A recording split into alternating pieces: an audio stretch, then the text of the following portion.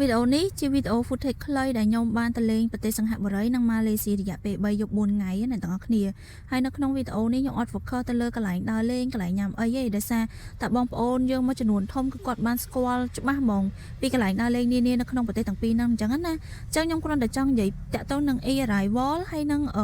សេវាអ៊ីនធឺណិតនៅប្រទេសហ្នឹងអញ្ចឹងតែបងប្អូនគួរជ្រើសរើសយកមួយណាអញ្ចឹងយើងជាជនជាតិខ្មែរគេអត់តម្រូវយើងស្នើសុំវីសាប៉ុន្តែយើងត្រូវបំពេញ e-arrival ខាតជាចាំបាច់តែម្ដងមុនពេលដែលយើងចូលប្រទេសទាំងពីរហ្នឹងឲ្យបានយ៉ាងហោចណាស់រយៈពេល3ថ្ងៃអញ្ចឹងដើម្បីកុំឲ្យខាតពេលវេលាបងប្អូនអាចធ្វើការបំពេញពីស្រុកខ្មែរទៅហើយដល់ពេលទៅដល់វេលាយន្តហើយយើងគ្រាន់តែវាយ passport ហើយគេឆែកមើលតិចតួចគឺអូខេបងប្អូនអាចឆ្លងកាត់បានអញ្ចឹងណាចំពោះសេវាអ៊ីនធឺណិតបងប្អូនអាចបើកជា roaming បានមួយថ្ងៃ$2អញ្ចឹងប៉ុន្តែសម្រាប់ខ្ញុំទិញ eSIM គឺងាយស្រួលបំផុតតែម្ដងទិញតាមរយៈ trip.com ទាំងអស់គ្នាមួយថ្ងៃខ្ញុំបាន 100G